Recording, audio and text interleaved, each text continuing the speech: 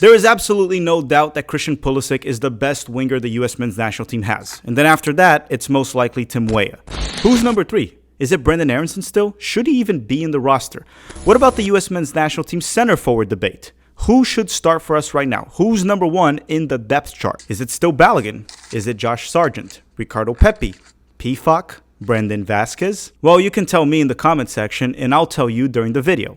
Hi, if you're new here, I'm Filippo and welcome to Tactical Manager TV and welcome to episode 3 of this 3-episode mini-series of a US men's national team depth chart. Episode 1 with USMNT Stan on X, also known as Adam, that's been on the channel multiple times. We talked about the defenders, so we went through the goalkeepers, fullbacks, and center backs. Episode 2, we did the midfielders, which was the 6, or the central defensive midfielder, the 8, the central midfielder, and the 10, the central attacking midfielder. Now we're going to go through the forwards. So we're going to do a depth chart with 4 wingers and 4 center forwards. Me and Adam will be debating and we'll see how it goes. I usually don't lose debates. That's why they call me Master Debater. That's probably not a nickname you want to be called. So with that said, drop a like in the video because I won't be requesting during the recording with Adam. Let us know in the comment section down below who is your third winger and who's your number 1 center forward. Or just rank the center forwards from 1 to 3. Okay? Roll the intro and let's bring in Adam.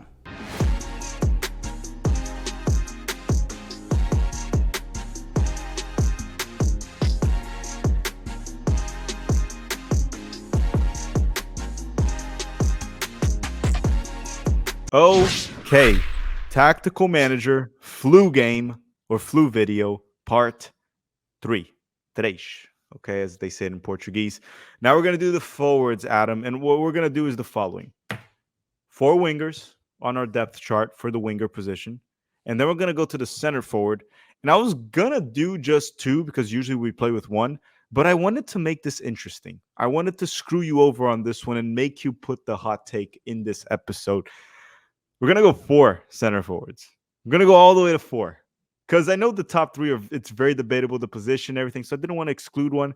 And then number 4, we'll say which one is like, okay, if those don't go through, he can go. But why don't we start with the wingers? And I think you're going to agree with me that the top 2 kind of pick themselves. It's Pulisic and Weah.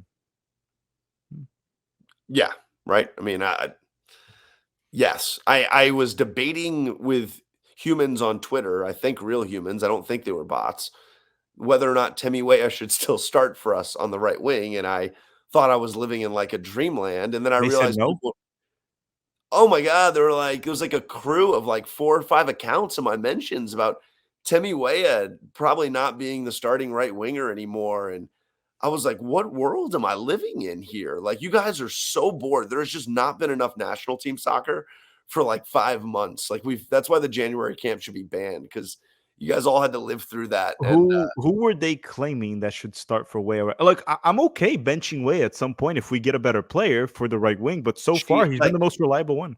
somebody threw Gio out there and Well, just Gio's go. the 10. Yeah, he's a I central. know, put Malik at the 10 with Gio. That like there were a bunch of things being thrown out. A couple accounts didn't like give it exact, right? I was like, who are you starting? No answer, right? But it's like, no, I can't. It shouldn't be Weah anymore. I'm like, what world are we living in? The flu game. I'm just gonna say this, guys. Like, I apologize in advance for throwing out Giassi Zardes at the 9. He can't be held accountable. He has the flu. All right, guys. Like, I'll try and make sure and remind him like where we are. All right. Yeah, sometimes I forget about it, so I might put some Just wanted crazy to take. apologize in advance for that. But yeah. Listen, Pulisic Even and though my Tim. takes have been great, I'm gonna go out and pat myself on the back. My takes for all 3 episodes of the flu game have been borderline perfect. You've been spot Extremely on well. so far. You really have. Like, Exactly.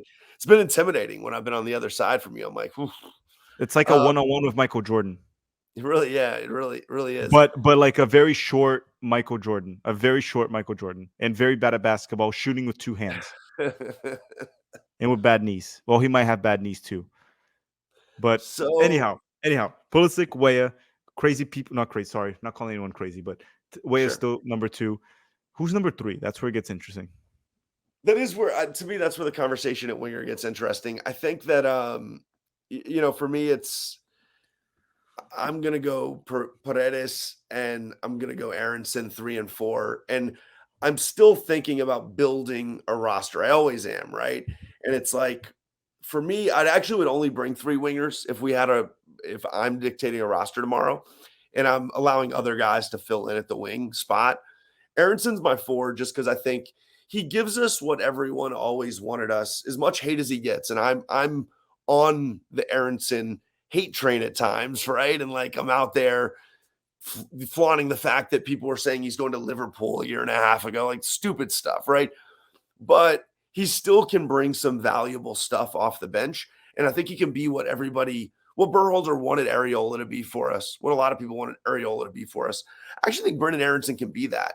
And I don't think there is a fourth, like, pure winger right now who's playing at a high enough level for me that I'm willing to just boot Brendan Aronson out of the 4 spot for anyone else.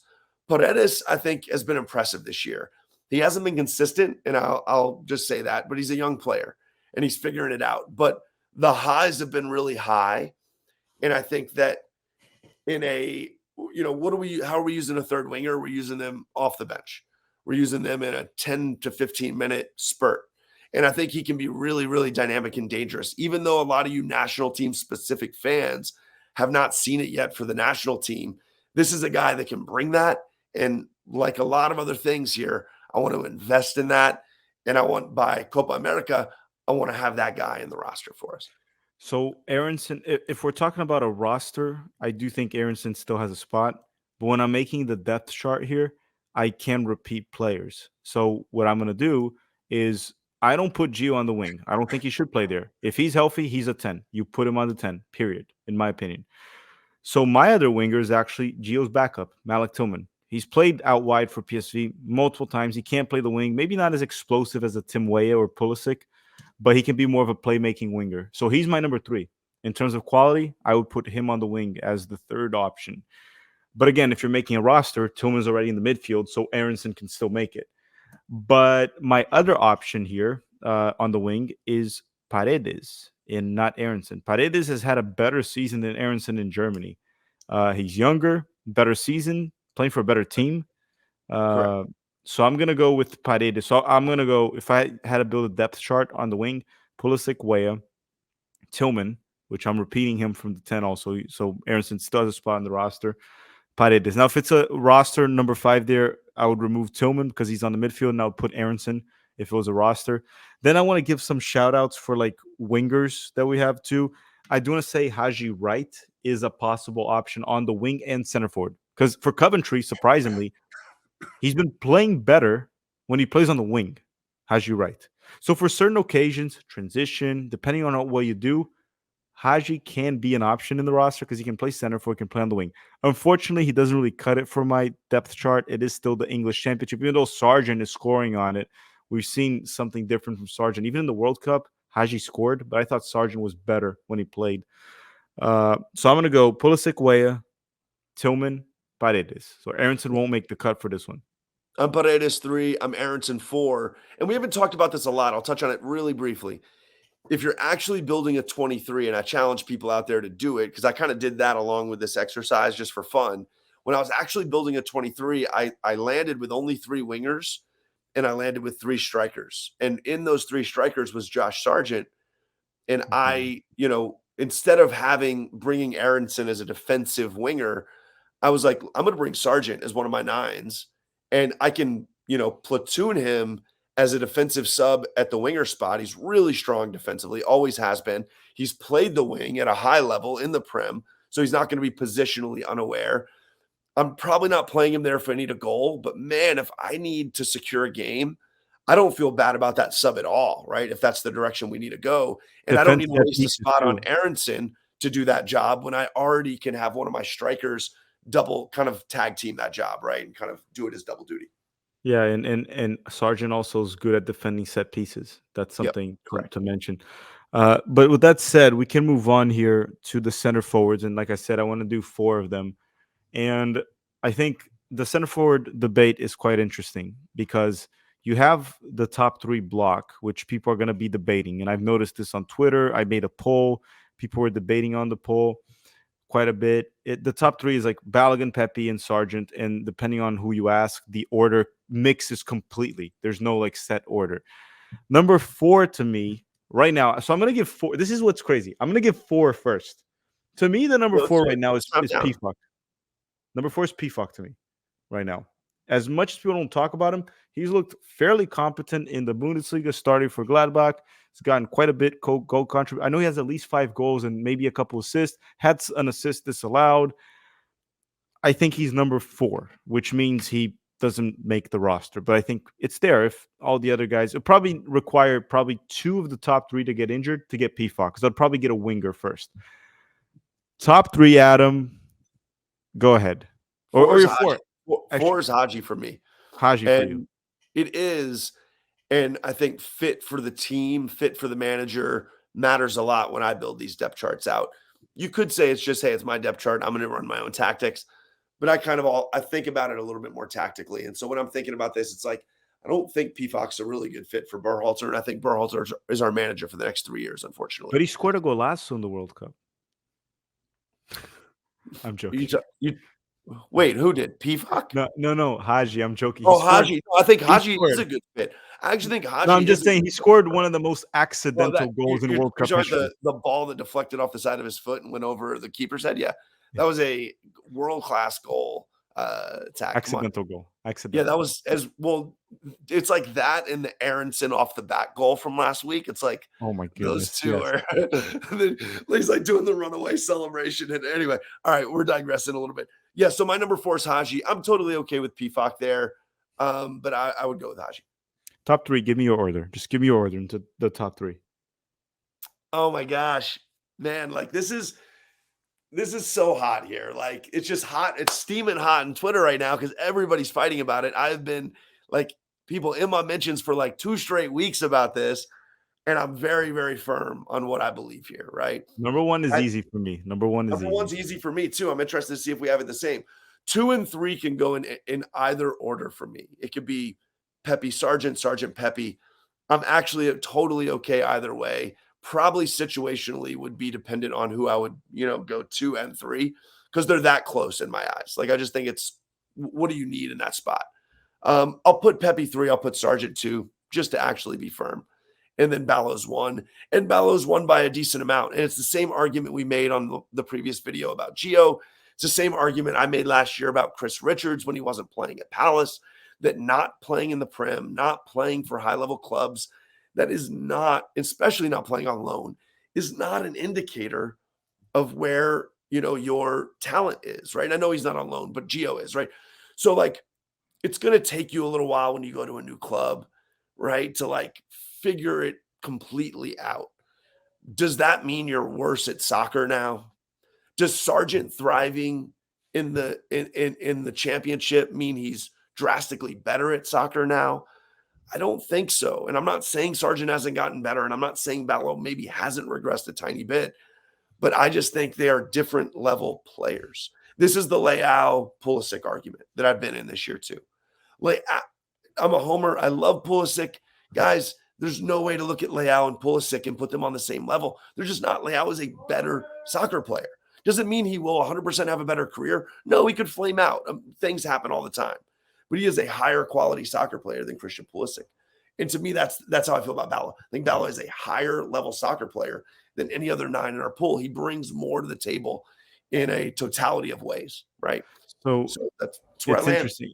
I have Balogun number 1 clearly, and it's funny because Balogun having the so-called horrendous season that he's having, he still has 5 goals, 4 assists in France, correct, which is 9 goal contributions, while missing 4 penalty kicks. So he could have easily been on the double-digit goal contribution in this so-called horrendous season. This is the horrible season. It's like people are talking as if he's like complete garbage. And to be fair, a lot of them are a little bit right. I don't think he's been complete garbage, but he's been fairly poor. The performances have been great, but he can pull things off. Like we saw this weekend when we were recording, where he wins the ball on the left flank, has the strength to keep the dribbling going, gets close to goal, and has a nice finish. But overall, like, that's 10 goal contributions that he has 9 right now, but he's going to surpass 10. He probably will end the season maybe with 10 goals. He's still playing. Monaco continues to play him.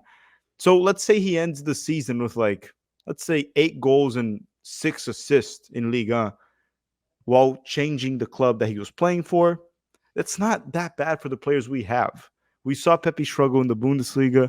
We've saw Sargent struggle in the Bundesliga. What Sargent had, like 5 goals in the Bundesliga? Was his peak? What did he get right? more? I don't remember right now. But he No, Werder something like sucked. 4 or 5. No. Maybe Werder 6, sucked. but And then they're playing in lesser leagues, and they found, well, Pepi honestly is not having a better season than Balogun. He's playing far less, and he's scoring goals on, like, what do you call it, garbage time in basketball? that's right. Yeah. Yeah, garbage time. I think Pepi, when he's come on, he's looked good, looked sharp, and he did his job because he's not getting many minutes because of Luke De Jong that's having a historical season. But how can anyone with a serious face look at you in the eyes and say Pepe's having a better season than Balogun? Why? Why? Like, Well, Balogun would be scoring those garbage goals, garbage time goals too. I'm not saying Pepe's doing poorly. He's doing what he can right now. It's a transition season for Pepe, right? He's moving in. They're slowly integrating him. Luke De Jong is the locked-in starter. To me, Balogun is clearly the number one. He is the best center forward we have right now. And unless he flames out, like you said, some players could happen. You talked about Leon. I don't think Leon will either. Leon is better than Christian Pulisic. Balogun is our best center forward for probably the next 10 years. Probably the next 10 years. He's a really good player. Now, number 2 and 3, it's kind of like what you said. To me, it's like pick whoever you want. They're different players. Pepe definitely has a higher ceiling, in my opinion, but we're not talking about potential. Pepe's a better poacher, maybe a better goal scorer, better finisher, header, even though Sargent's a good header too. But Sargent might be a bit more complete than Pepe. Better hold-up game, can press better, even though Pepe's good at pressing, by the way. Need to give him credit for that. I don't care. Like, the thing is, probably 3 years from now, we're going to go clearly Pepe's above Sargent. But right now, Sargent, Pepe, I really don't care what anyone picks. But to me, the main issue I have is the Balogun disrespect. He yeah, is correct. the number one option. So I'm going to go Balogun, Sargent, Pepe, and then the fourth option I picked was Pfok. You're going to go Balogun? Balogun, Sargent, Pepi, Haji, Haji. 1 to 4. And let's just say this, and like I just want to put this out there. I'll put it on record on one of the bigger platforms that we have in terms of fan YouTube channels. We need to stop getting it twisted that performing at lower levels, and I don't care if that's MLS or Europe or what, I don't care.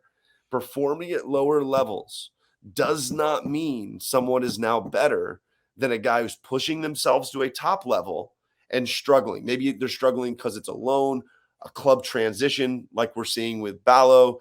Maybe it's just they went to a high level like Pepe did, and they just haven't figured it out because they're too young. But it does.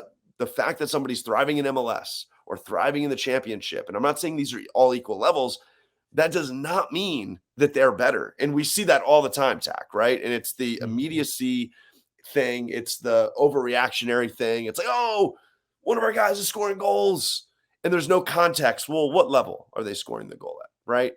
And how old are they? And there's a lot of factors going on here. And I just, across the board, rate the players that you think are the best. Watch enough soccer that you have a really good gauge of how good every player is, right? And then don't change that every month because somebody gets hot, right? Like, worse players can have better months. We see that all the time, right? Like, Messi has gotten outscored over months in his career by drastically worse players, right? I know I'm taking it to the extreme here. It doesn't mean hasn't. He scored like a lot every month. No, he hasn't. Somebody's outscored him that's way worse than him, right? Don't overreact. Like, let's just calm down. Keep your evaluations to like 6 to 8 month periods. That's how I like to do it, right? Where it's like, I need 6 months of data. Like, that's my Johnny thing, right? Show me it over 6 months and I'm willing to put you over Tyler, right? 1 month is cool. It's because I've seen Johnny do it in Brazil too. So I use 12 months of data of rewatching. Sure. You and a lot of other people have put a lot of time into watching him in that league. And that's why I respect that opinion, right? And I don't even fight it that hard because I'm just like, I don't have enough data yet. But everyone, let us know. Who are your top 4 USMNT wingers? Who are your top 4 USMNT center forwards? Or actually probably go top 3. Balogun, Sargent, Pepi. Let us know. And you can let us know also who's your number 4 if you want to. If you've got nothing better to do. You can also drop a like in the video because hitting the like button is free. You can also follow Adam on X or Twitter, whatever you want to call that platform, because it's also free. Thank you for watching, everyone, and have a great day. Bye-bye.